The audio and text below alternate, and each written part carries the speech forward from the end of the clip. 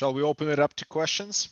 Yep, Q&A. Does anybody have Q&A here? I think there are a few that we should catch up on while people are typing. We covered a lot of different things. Hopefully that provoked some. Hopefully you can walk away with some tangible actions right now, with some things that educate you about short-term and some thought-provoking stuff for the future that we'll unfortunately we'll be revisiting in the upcoming years. Because some of the stuff will become reality. There was one earlier question. Let me address it. So speaking of work from home, there are some companies that have multiple remote access solutions, and the main one is used by main staff, and then the different departments use their favorite ones. This is where we go into shadow IT and different departments running their own thing. That's an organizational issue, and that's a horrible thing, because you want to have, for compliance, for just your own peace of mind, you want to have one type of access. I mean, maybe you have two as a backup, right? But it's company-wide. It's a policy. You don't let people run their own things. If you want for content, I don't have anything specific that you can, off the top of my head, that you can show management, but I have a parallel for you to share. If you look at Gartner research, and this is something that they've been repeating, and I 100% agree, and I've observed over the past 5 years, they've been talking about cloud security, and that in cloud security, we're soon going to reach a position where 99% of security breaches in the cloud are users' fault.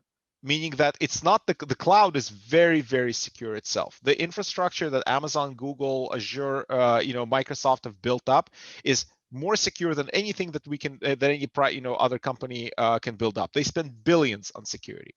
So where we're getting is to a position where it's the user usage of those tools that becomes the problem, and that creates interesting, kind of liability questions also when there is a breach. But there is a similar thing for VPN and remote access, where I would say that if you're not using, if you have that sprawl, the reason why I brought up that analogy is basically it's going to come down to now compliance and proper usage rather than the core security of the technology itself.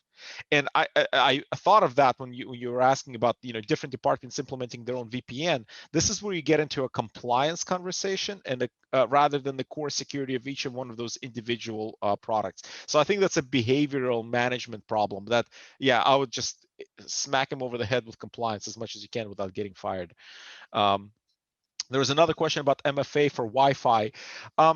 So if we think about MFA, multi-factor, two-factor authentication, it's what what you have. I think there's a third one, but the best example that I can think of for, so there are two ways that you can handle MFA for Wi-Fi. You either set up a login portal where everybody has to authenticate kind of to guest Wi-Fi, sort of the zero trust principle where there is no internal Wi-Fi network. Everybody's a guest.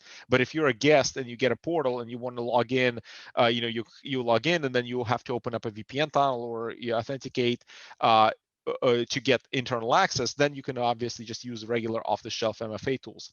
The other way, the way to ensure that internal Wi-Fi is protected is by taking advantage of the principle of what you have. And there's an authentication scheme for Wi-Fi that relies on certificates in addition to password, right? So for example, if I steal Josh's credentials for Cerdant, I could, if he just has basic password-based authentication for his Wi-Fi, I can sneak into the Cerdant office and authenticate as Josh to the Wi-Fi. Maybe Josh, you guys have additional security, but if you also have a certificate on the device that's required, then I can't do that off of my laptop. I will also have to have Josh's laptop. Yeah, so there's a couple options there too, depending on what vendor you have. Obviously you have certificate based at that point in time. Depending on the Wi-Fi, you can even leverage token based from RSA. Yeah. But then also there's a private pre-shared key that you can use as well, meaning that, and this is what we're big advocates of, is that every employee for Employee Wireless actually has their own private key. So now think about this. We have employee Wi-Fi, employee decides to leave. You're 300 employees. Now you have to update 300 laptops with a new private key. Not if each employee has their own private key. Now I can just kill that key, and it's attached to their device and or two devices. So you have multi-factor that way. I'd be looking at that depending on what type of Wi-Fi system that you have at that point in time. There's a good question there about, is MFA over cellular messages secure something like Google App or Google Authenticator? It's not. It's not. I would tell you so there's a difference between two-factor authentication and multi-factor authentication. A lot of times, I'm not going to get into differences, but look them up. There is a good difference. If you only have the choice of doing it cellular message, do cellular message, right? If you have the option of like a one-time text message and you have the option of an app, use the app. It is more secure at that point in time. But please note, MFA to a cell phone can be hacked. It is it's very difficult to do. Go look up SIM swap if you want, right? SIM swapping, it happens. But anything's better than nothing.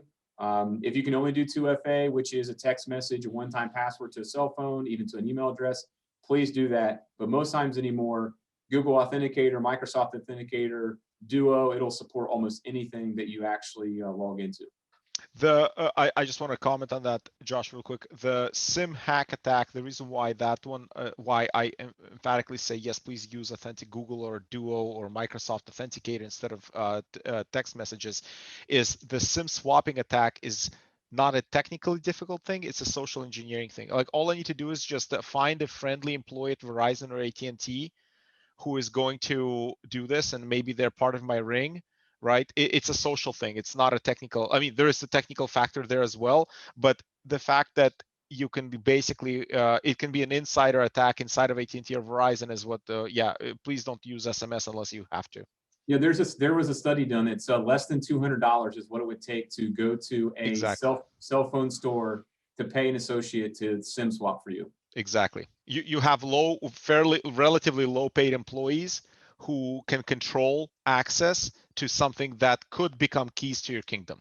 Okay, so that's why again I emphasize that it's a social thing, and social things are much more easier to exploit because you just have to find a person who's willing to bend their morals. Yep. Let's see. What can I do to secure folks' home routers? Great question. That's going to be difficult to do. It's not impossible to do. One of the first things you should do is make sure that remote access to those is actually turned off. Unfortunately, they're typically turned on. Make sure that the administrator username and password is up to date and changed. Make sure they're patched, because that never happens on people's D-Link routers and Netgears and stuff. Those things just do not get patched at that point in time. Those would be the main two things that I would tell you to do. Yeah, Josh, can I interrupt real quick? Yeah, I have a slightly, and take what I say with a grain of salt. I'll try to control my biases as much as I can. I think touching people's home routers is a can of worms that you do not want to open, because then you will become tech support for all their home networking issues. I think if you are concerned, and this is one of those sticky situations that I do not know a good solution for, so I can only provide what's better than nothing. Just touch, if I was an IT admin, I would not touch a home router with a 10-foot pole, just because I don't want to be on call then for every single time that the Xbox can connect to, whatever.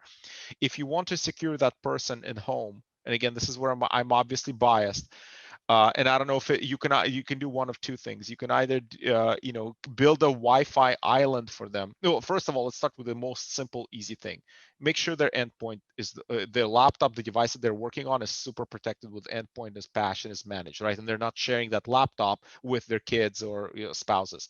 Secondly, you can start leveling up the security level. You can issue them, for example, a remote cloud managed access point that also builds a tunnel back to the central location, and then that access point provides corporate credentials, corporate Wi-Fi, so only they can connect to it, and everybody else. So effectively, they have like an island of sanity inside of a home network that you do not want to touch.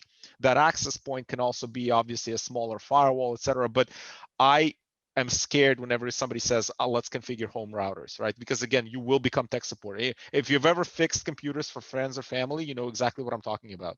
Yeah, I would agree with that. I would, I go a little bit deeper than that, though. I would not touch their stuff for them. But what I would do from a business perspective is actually create security best practices white paper for my employees. Yeah. That says, we can't as a business do this for you, but here are the things that you should be doing, including down to turning on MFA for all of your personal accounts, But from your home router, this is what you should be doing. Look for network segmentation. Make sure you're running WPA2 with no open Wi-Fi, which kills me when I still see the neighborhood with open Wi-Fi. But It's from a enabled by design, default. By the way, it's enabled by default by the cell. By like, I know I have AT&T, and I had to manually turn off turn it off. guest Wi-Fi because it's in AT&T's interest to have people to be able to connect to my Wi-Fi rather than the cell tower, right? So that it Right. takes load off the cell tower. Yeah, and a lot of the devices now will come shipped with like another version of that on that's basically creating almost like a bridge wireless for anybody that has AT&T. It's allowed to get on your home AT&T and use your internet just because it's AT&T. But we have actually successfully over the last 12, 14 months done a lot of the deployments where we're shipping sonic waves to somebody's home. They plug that access point in. It's already pre-configured to fire up a VPN tunnel back to corporate. And now you can connect your laptop to just that Wi-Fi and you're segmented off from the rest of your home network. And all you had to do was install a single access point. I see a question there for preferred home router. I don't have one. I don't know if you do, Dmitry. I mean, we probably are both. We're terrible people to ask that because I get these, I get these for free, so you can't ask me this question. Yeah, I'm running enterprise grade Wi-Fi and Exactly. firewall at my house, so I'm sorry, I can't really help you out with that one. I mean, without sounding like complete shills, right? Right. So I'll just stay away from. Yeah. Trying to see if there was anything else in here we missed. I want to point out some really good tips that some of the attendees threw out in here as well. And on the topic of the message, the external email message that comes, and this is one I see from a lot of people that are too long. And I'm just going to read it verbatim because I think it's great advice. But advice for anyone that decides to implement the external email disclaimer: keep the message short. The default message, as an example from Office 365, prevents staff from seeing the beginning of the message from clients and coworkers on mobile devices. So, basically, if it's too long, and knowing that a lot of us are functioning on mobile devices, a lot of the times it's too long and not functional, and makes it really easy to ignore. So I think that's wonderful advice to manipulate that to make it as usable as humanly possible for your employees. I think it's great. Typically, what we're doing is just making it, star external star, right? To do that, that's what I see a lot of times. Great question was just posted there by Aaron. Should we rotate it? That's actually maybe not a bad idea. What I would say though in practices is that I feel like if you're doing security awareness training internally quarterly or biannually, and then you're also phishing quarterly, which I big advocate for doing quarterly phishing campaigns internally, because it'll then auto enroll if you use the right system, people back into training. It'll teach them, every 90 days, which is a theory that every 90 days people have to be reminded of the right things to do. It's just something in humans that actually has to happen for the most part. So if you do that quarterly, then they will be more likely to actually look at the external tag because they're being reminded and they're being tested on that. So, but if you wanted to change that up, you definitely could do that with all your external email tags. And we've seen a few questions too, asking if we have good resources for making the case of MFA, among other things, to management. There are lots of good places to pull that from, and we're generally very good at putting that together and finding it too. So I will definitely take an action from this and help circulate with people some of the great cases and points to touch on if you're trying to make the case to upper management who maybe don't want to give up things that are more comfortable, that help make a good business case.